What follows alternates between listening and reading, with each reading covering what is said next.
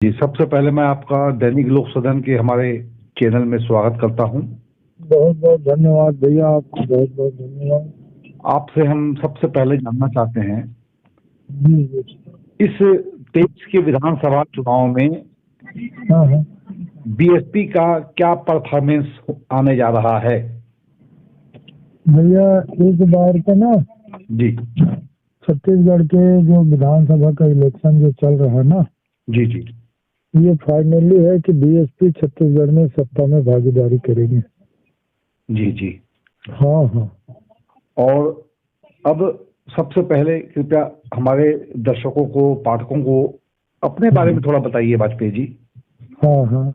जी मैं ओम प्रकाश वाजपेयी, पेशे से मैं लेक्चरर रहा।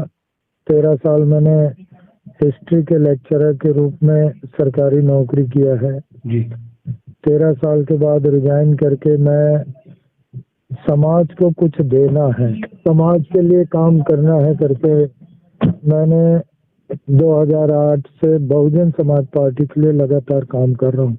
मैं बहुजन समाज पार्टी में पोलिंग से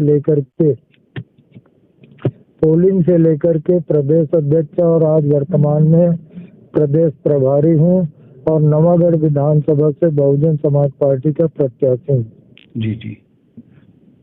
आदरणीय वाजपेयी जी, हाँ अब हाँ 23 के इस चुनाव में जब आप मैदान में हैं, चुनाव लड़ रहे हैं आप, हाँ तो हाँ। कैसा प्रतिसाद आप महसूस कर रहे हैं?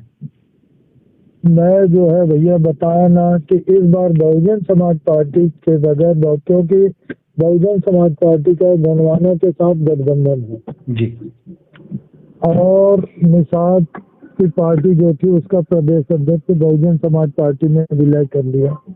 जी तो बहुजन समाज पार्टी छत्तीसगढ़ में बड़ा ताकतवर के रूप में उभरा है जी और इससे लोगों का रुझान भी बहुजन समाज पार्टी की ओर बढ़ा है जी और बड़े पैमाने पर लोग बहुजन समाज पार्टी की चर्चा कर रहे हैं आज के तारीख में। तो बहुजन समाज पार्टी के बगैर इस प्रदेश में कोई सत्ता में आ जाए इस बार संभव नहीं। जी जी हाँ हाँ, क्योंकि दोनों के पास अपनी कोई खास वजह, कोई खास मुद्दा या बताने के लिए ऐसा कोई काम इन लोगों ने नहीं किया कि हमने कोई अच्छा काम किया। जी जी जी और इतने सालों से जो गैर बराबरी है जी ये उसे और बढ़ा रहे हैं। एक एग्जाम्पल के तौर पर आपसे मैं कहूँ, आप गांव में कभी रहे हैं? नहीं, गांव में तो खैर मैं दूर रहा हूँ गांव से, हाँ हाँ। शहर में ही जन्म हुआ है मेरा। जी अच्छा, मैं ये कहना चाह रहा हूँ, जी जी जैसे शहरों के बड़े बड़े प्राइवेट स्कूल है, जी। क्या उसी स्तर की पढ़ाई गांव के सरकारी स्कूलों में भी होता है? नहीं नहीं, बिल्कुल कदापि नहीं होती। कदापि नहीं होती। जी लेकिन जब नीट का एग्जाम देना है, जेई का एग्जाम देना है, अन्य कंपटीशन देने हैं, तो एक जैसे पेपर होते हैं कि नहीं होते? बिल्कुल बिल्कुल। तो वही आधार कार्ड जी जी, कंपटीशन तो वही रहती है। तो ये क्या न्याय है? हाँ हाँ बिल्कुल, बहुत बड़ा न्याय है ये। नमस्कार नमस्कार। एक मिनट भैया जी, मैं जी, आप जी। ही घर आ रहा हूँ, ये मोबाइल में थोड़ा बात कर रहा हूँ, मैं आप ही घर आ रहा हूँ, है ना? एक हाथ पढ़ा थोड़ा जाने दो इन लोगों को। हाँ, जाने दीजिए इन लोगों को। हाँ, तो भैया जी जी, जी एक जैसे एग्जाम होता है, क्या ये न्यायोचित है? बिल्कुल बिल्कुल, आप सही बोल रहे हैं, नहीं हो सकता न्यायोचित। क्या इसके लिए कांग्रेस बीजेपी ने कभी सोचा, कभी किसी ने आवाज उठाया नहीं नहीं, है? बिल्कुल और मैं बिल्कुल नहीं। समझता हूँ कि टीवी मीडिया भी इस लाइन पर कभी नहीं बोला। जी जी तो ये कितना बड़ा अन्याय है बताइए आप। क्या गांव का बच्चा कभी डॉक्टर इंजीनियर बनने के लिए सपने में सोच सकता है? ठीक बात है, बहुत दूर हो जाता है कंपटीशन से। जी जी है? जी तो इन सारे मुद्दों को बहुजन समाज पार्टी, जो जमीनी स्तर की बात है, जी वो लोगों तक पहुंचा रही। जी आप देखिए प्राइमरी शिक्षा का क्या दुर्गति है। बहुत बहुत है? ज्यादा। जी जी तो इन सारे विषयों को लेकर के बहुजन समाज पार्टी लोगों के बीच जा रही है, तो बहुजन समाज पार्टी को इसका रिजल्ट भी मिल रहा है। जी जी जी जी तो इसका बड़ा अच्छा परिणाम आएगा भैया, जी है ना? जी जी।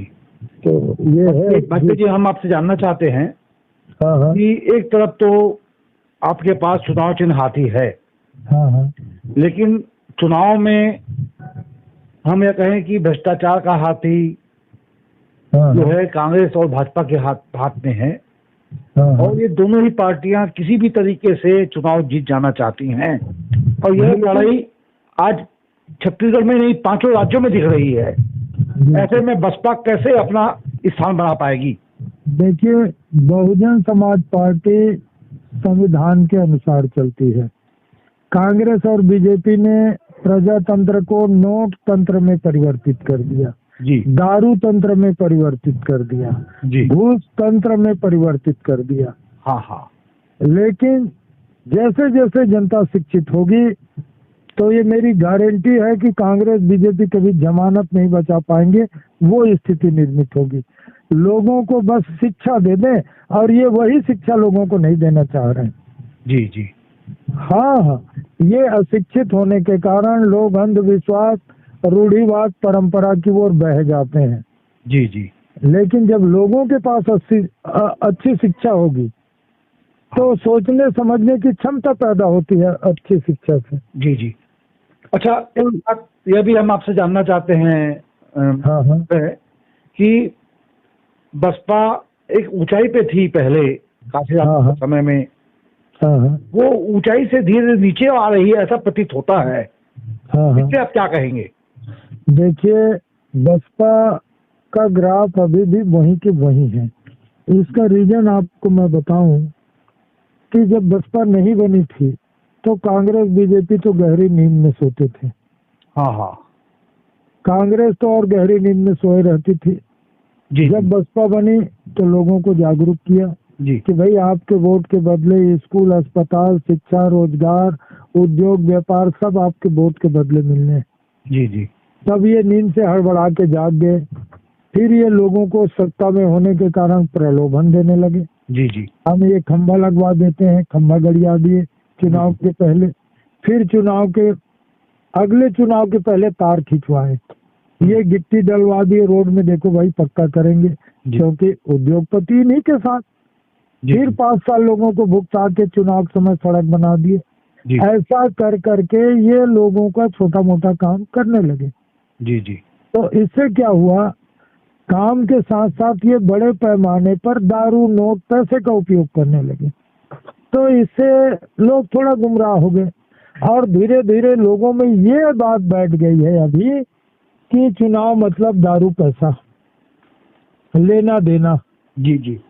ये जो यंग पीढ़ी जो है, आज आप देखिए नशे के इतने आदी हो गए हैं, पान गुटखे के इतने आदी हो गए हैं कि इनके पास सोचने समझने की क्षमता नहीं रह गया है। जी जी। ये मोबाइल के इतने लत हो गया है इनको जी जी। कि एक तरह से एक पीढ़ी को बर्बाद कर दिया गया सरकार के द्वारा। एक पीढ़ी पूरा बर्बाद हो गई। जी जी। हाँ हाँ। तो ये बसपा का ग्राफ गिरा नहीं, बसपा अपनी जगह स्थिर है। बसपा का वोट शेयर उतना ही है। राजनीति में कभी उतार चढ़ाव होता है, लेकिन लोगों को जो हम जागरूक कर रहे हैं उनके वोट के प्रति, उसमें कोई कमी नहीं आई। आज मुझे देखिए 20,000 वोट के लिए मैं किसी को एक कप चाय भी नहीं पिलाता। जी जी। लोग मुझे आर्थिक सहयोग भी देते हैं और मुझे चुनाव लड़ा करके वोट देते हैं। जी जी जी। तो ये प्रमाण है कि लोगों में राजनीतिक अपने वोट के प्रति प्रजातंत्र की समझ पैदा हो रही। जी जी जी। तो जब आप कोई कंस्ट्रक्शन करेंगे तो थोड़ा बहुत स्थिर टूट फूट तो होता है ना। जी जी जी। हाँ, हमारा काम कंस्ट्रक्शन पर चल रहा है। हाँ हाँ हाँ हाँ, ठीक बात है आप जी। अब आपसे हम एक महत्वपूर्ण प्रश्न हमारा यह है, हाँ, छत्तीसगढ़ में भूपेश बघेल सरकार है। हाँ, और वो कहती है कि हम तो छत्तीसगढ़ के जन जन के लिए बहुत ज्यादा काम कर रहे हैं, हाँ, छत्तीसगढ़ की अस्मिता के लिए भी हम काम कर रहे हैं। हाँ, हाँ। इस पर आपका क्या आरोप प्रत्यारोप हो सकता है? इसमें मेरा आरोप प्रत्यारोप का कोई प्रश्न नहीं है। सच्चाई तो सच्चाई है जी। इनकी जो भी बात है TV, radio, media, pamphlet, poster, banner में है। जी जी। आप हकीकत में आप आइए ना मेरे क्षेत्र में, मैं आपको दिखाता हूँ। नवागढ़ नगर पंचायत है, नवागढ़ से निकल करके आप कौड़िया रोड में जाइए, नवागढ़ से निकल करके आप जिधर नवागढ़ के विधायक जी रहते थे तोरा रोड में जा करके देखिए, नवागढ़ से आप बाघुल रोड में जा करके देखिए क्या दुर्गति है, और गांव के गलियों को जा करके देखिए। युवाओं के रोजगार के बारे में ये बता दें मुझे, आज कितने पद खाली हैं आप बताइए। जी जी। लेकिन संविदा संविदा संविदा, अरे तो ये जो सारी चीजें हैं, ये उद्योगपतियों की पार्टी भैया, राजा महाराजाओं की पार्टी है। पेपर भी उन्हीं का, टीवी भी उन्हीं का, जी जी। सब कुछ उन्हीं का, उनके अनुसार से दिखाते रहते हैं। जी जी जी। वो कोई माइनस बात तो दिखाने से रहा। बिल्कुल बिल्कुल, आप तो बिल्कुल आईना दिखा रहे हैं वाजपेयी जी। लेकिन जी। आज जो हम अगर ग्रामीण अंचल में जैसे हम गए एक दो बार, हाँ तो वहाँ किसानों के बीच में बड़ी जोरदार चर्चा है कि भूपेश बघेल सरकार जो है धान की खरीदी का 3100 रुपये देने जा रही है, हाँ हाँ। और इसके अलावा और बहुत सारी योजनाएं जो आ रही हैं इनकी, अच्छा, भाजपा हो कांग्रेस हो। आपको मैं तो ये बहुत प्रलोभन अच्छी है या इस पे क्या कहेंगे आप? आपको मैं बहुत अच्छी बात बता रहा हूँ। जी।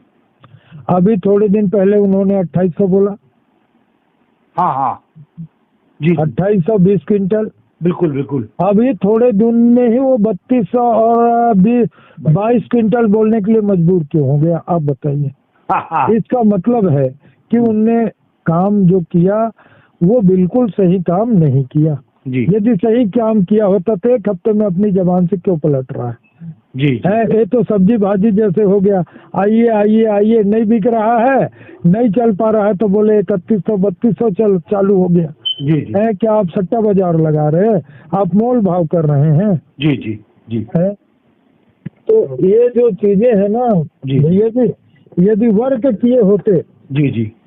तो मैं दावे के साथ कह रहा हूँ इनको इतना परेशान होने की जरूरत नहीं होती। ये नरवा गरवा गुरुआ बारी में इतना भ्रष्टाचार किए हैं जी कि जिसकी कोई लिमिट नहीं है। जी। तो पब्लिक जो है बहुत ज्यादा दिन नहीं है भैया। जी जी। ये ज्यादा दिन तक के टीवी मीडिया के माध्यम से लोगों को अंधकार में नहीं रख सकते, मैं आपको बता देता हूँ। अंतिम में वाजपेयी जी, हाँ हाँ। क्या हम आपसे अंतिम में प्रश्न जानना पूछना चाह रहे हैं कि हाँ हाँ। क्या कभी आपकी माननीय काशीराम जी से मुलाकात हुई थी? हाँ उन्हें भैया आप बिल्कुल। कैसे याद करते हैं? हाँ, कई बार ऐसा मौका लगा है 4-5 बार जीवन में जी जी। कि उनसे बैठ करके बात करने का मौका लगा है ना। जी जी। प्रोग्राम में भी साथ रहने का मौका लगा, जी जी। कार्यक्रम का भी संचालन करने का मौका लगा। जी। हाँ हाँ। अच्छा, तो चलते चलते हम माननीय साहब दुनिया की एक सबसे अलग पर्सनालिटी, जो अति गरीब लोगों को राजनीतिक सत्ता का महत्व बताने वाला जी भारत में कोई पैदा हुआ तो मान्यवर कांशीराम साहब पैदा हुए। बहुत अच्छे अति शब्दों गरीब में। लोगों को, जी जी। जो सपने में भी नहीं सोच सकते थे कि हम कभी राजपाट की बात करेंगे, आज वो राजपाट की बात करने लगे। जी जी। इसीलिए तो चुनाव उद्योगपति पूंजीपतियों के सहारे कांग्रेस और बीजेपी लड़ने लगी। जी जी जी। वो सिद्धांत और विचार पर चुनाव नहीं लड़ रही आज की तारीख में। जी जी। अच्छा भाई साहब, चलते चलते अंतिम प्रश्न है हमारा हाँ हाँ। कि आप चुनाव को लेकर के क्या आशान्वित हैं? कितनी सीटें मिल सकती हैं बसपा को, गोंडवाना को? देखिए, बहुजन समाज पार्टी जिस तरह से वर्क चल रहा है जी तो कम से कम बहुजन समाज पार्टी 25 से ऊपर सीट जीतेगी। जी जी। छत्तीसगढ़ में? और हाँ, नहीं भी जीती उतनी सीट जी जी। तो इतनी तो बसपा जीतेगी कि बसपा के बगैर किसी की सरकार, बसपा और गोंडवाना के बगैर किसी की सरकार नहीं बनेगी। आपका बहुत बहुत धन्यवाद आदरणीय, आपने मान्यवर समय दिया हमें, और हम आपको निवेदन करेंगे कि आगे भी हमें समय देते रहेंगे आप। ठीक है भैया, थैंक यू। ठीक ठीक सर, धन्यवाद। ठीक है, थैंक यू।